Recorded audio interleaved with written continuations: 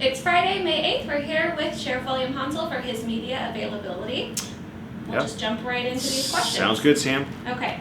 So what have you seen or heard during the first day of reopening? Any hitches, any problems, any success stories? Yeah, there are businesses that are opening up the beginning of stage 2, right? Where we want retail businesses and logistical support type businesses to open up for delivery and curbside only. There has been successes. We do have retail that are opening up. We do have some people that have opened their doors and allow customers inside of their business, as a retail establishment. So we've had to come down on a couple of them, had to talk to people, and kind of get the word out that, again, we're not that part of the phase yet. We're still curbside delivery for those retail businesses, and so it's about education. Those businesses are coming into compliance, and this is an opportunity for businesses to have sidewalk sales or those kind of things as well. So we don't want things spilling over in the street, but we understand totally where people are. We're anxious. We are anxious too, believe me, but we want to make sure that we go about this the right way and provide the right guidance for all of our businesses to adhere to here. And speaking of sidewalk sales, that kind of talks about and turns us into this next question here. A Times Standard reporter noticed several sidewalk sales that allow shoppers to browse outside, as well as some stores allowing indoor shopping today. How is that being enforced? What is the Sheriff's Office doing to deter that or provide education? So we're providing, the cities all have that educational law enforcement component. So we understand in the first day of any kind of new phase, there's going to be an educational component to our enforcement actions. We're getting complaints into our complaint line, and so as we get complaints, we'll be forwarding those to the different jurisdictions. If they're in the county, our code enforcement will be handling. If it's in the cities, their code enforcement, their law enforcement will be responding. I know law enforcement chiefs and officers are doing spot checks, walking around, foot patrols, and just basically being that kind of voice out there for people, saying, hey, this is what the guidelines say, this is what you're supposed to be doing, we're going to try and get there. Understand this one thing, that this is a soft opening, but we plan on going, on opening our retail stores very, very soon. In the next week, we're very, very optimistic. So we have put ourselves in a great time, or a great framework here in our county to attest to those key components that the state says are required for each county, and we can pretty much attest to all those things. As the doctor said earlier, that she will be providing that information to CDPH early next week. We could have our businesses opening up by midweek next week, as long as everything kind of falls into play.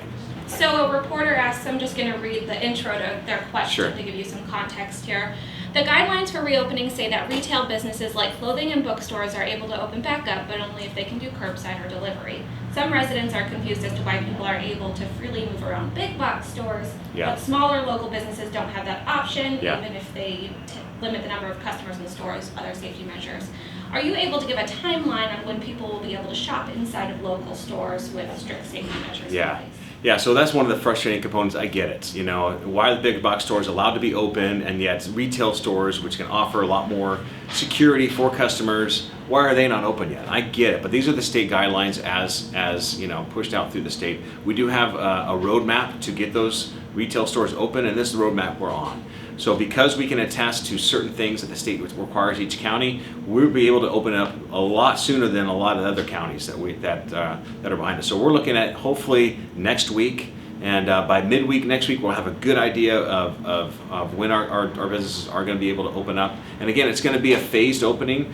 Look for our retail businesses to open up first, the ones that have that soft opening. Look for those to be the first to open up this next week. And we will have a compliance process through our county website, humboldtgov.org, that they'll be able to go through and then check off their list, their plans, and everything else. We will submit it to us for compliance certification next week. Great. And you've mentioned that the jail will be bringing back visitations for inmates soon. Can you talk about what reopening might look like for the correctional facility? Yeah, we understand that visitation is a part of really the essential needs for the inmates and the families, so we are going to be bringing that back. In the next 2 weeks, we're going to have people come in, be able to visit their inmates, or inmate friends, families, and have that visitation, but it's going to be controlled, okay? Set up by appointment, and then we're going to require people to wear masks when they come in, or facial coverings. And we're going to have people sanitize the areas commonly touched where they're coming in and leaving, to make sure that everything is safe as much as possible, to make sure there's no chance of spreading the virus inside our facility. And do you know when those jail visitations might resume? a date? We don't have a date yet set. I'll be working with my jail commander. When we believe the conditions are right, we will let the media know, and then push it out through our sources and make sure that inmates also are aware, because they can be calling their loved ones to schedule those inmate visits as well. So we'll make sure that everyone is aware when that is. But it's likely, next couple weeks we will see something, at least advertising when that date will be. Okay. And do you feel as though you and Dr. Frankovich have the buy-in of Humboldt County's police chiefs regarding the importance of the health officer's orders and the need to enforce them, whether through education or citations? Yes. So I meet with the police chiefs twice a week via Zoom, and we talk about this. We talk about the health officer's order. We talk about our requirements under the law and how we're going to work with public health. Public health has provided a lot of information for us to use that out in the field, and so we feel like we are partners in this. They understand they are the law enforcement component as the chiefs or the sheriff. We're the law enforcement component of public health, and so we want to make sure that we do have that open dialogue. They've asked some good questions, and they've had questions about how this is going to work, and we've been very, very open with our dialogue. So there's a mutual understanding, mutual respect on both areas. Okay. To date, do you know if anyone has been cited for a violation of either the facial covering or shelter-in-place order? So shelter-in-place orders, some people have been cited for that. As far as the facial coverings, I'm not aware of one person that's been cited so far for not wearing a facial covering in our county. Okay. And I'm just going to read some context provided by a reporter for this next question. Okay. It can be difficult to buck authority knowing you're a professional who has risen through the ranks and knows the value of the chain of command. Can you speak to your feelings when you publicly question the directives of someone like Governor Newsom, and is that difficult? Well, it's always difficult when you take this job, because you're swearing to uphold the law, okay? And when you swear to uphold the law, it's a lawful order that you are swearing to go by. If you believe the order is not lawful, you are not bound to that order. And so I think that's very, very important for people to understand that. So if a sergeant gives an order to a deputy that's contrary to the law, the deputy can say, no, I'm not going to do that. It's against the law for me to do that. And he's covered under our policy, and he can't be disciplined for not following a policy or a directive that is against the law. So we have it in our policy that is in place. And so I was just adhering to that same principle when it comes to the governor. I believe that it was a lawful, that was an overreach and unreasonable, and not bound by our constitutional components of a health officer's order. So that's where I felt like I had good grounds to kind of stand up and just voice my opinion that way. And again, I want to remind people there is no direct, I had no direct conduit to the governor saying pick up a phone and for us to have a conversation about why I believe his order was unconstitutional. This was our way of getting a message to him, and I believe he heard that loud and clear. Okay, and along that same line, in your role as sheriff, how much do you consult the Constitution to assess whether a law is reasonable and justified? And can you give an example of times when you've deemed a law unconstitutional that you chose not to enforce? Well, it's not necessarily a law that's unconstitutional, but we weigh this every day. The Fourth Amendment, the search and seizure laws, as far as what is lawful, this is something that law enforcement, again, considers all the time in law enforcement. And so we look at these bounds, we look at the Constitution. Again, it's a framework to restrain government, not a framework to restrain people. So we look at that as our framework to guide us in our decision making when dealing with this. That's why instead of kicking down doors, sometimes we write a search warrant, because exigency is not there. And so it's a decision that we make every day. Do I have permission to enter this residence? Do I have authority to enter a residence? If I don't, I need to obtain a search warrant. Or do I have authority to arrest this person? If I need a warrant to arrest this person, I will go get that warrant to arrest this person. And so those are decisions that we think about the Constitution and constitutional rights of our citizens, virtually every day when we do law enforcement. Sure. And then this is, a different question, different topic here. Is the courthouse building opening up on May 18th? So it's a possibility. So the courthouse could be opened up in the next 2 weeks. We don't have a specific date yet. That's a date that's been kind of kicked around, but what we want to do is we want to make sure that we get into our firm phase 2 opening. We want to make sure that we adhere to the same guidelines for offices that that the governor has kind of outlined. Now we have those guidelines. We're going to work towards that. We also have to work with our employees to make sure that our employees do feel safe, are properly trained, and we have those measures in place to make sure that we can protect the public and protect our employees and do our job safely. So that's one thing we're considering here in the courthouse, and we hope by directive of the Board of Supervisors to open really, really soon.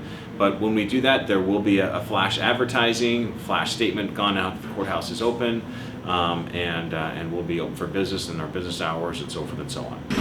Great.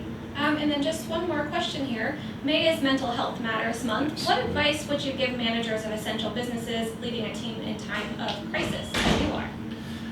So yeah, May is Mental Health Matters, and you know, you'll see those green ribbons kind of flying around, you know, and as a reminder of that. So everyone's mental health does matter, and I think everyone has to realize that you have to take care of yourself and take care of your employees and your families during this time, and especially the children during this time. Anything where there's uncertainty and there's fear, man, it could really, really weigh on someone. So I think it's very, very important that we recognize that. But you also have a check-in. You have a check-in with yourself to talk to people, but also you check in with your employees and your families to make sure where are they, what do they need, and making sure that you keep a hand on their pulse to make sure that really they're taken care of in this time. A lot of reassurance, a lot of over communication needs to occur at this time to make sure that people are taken care of.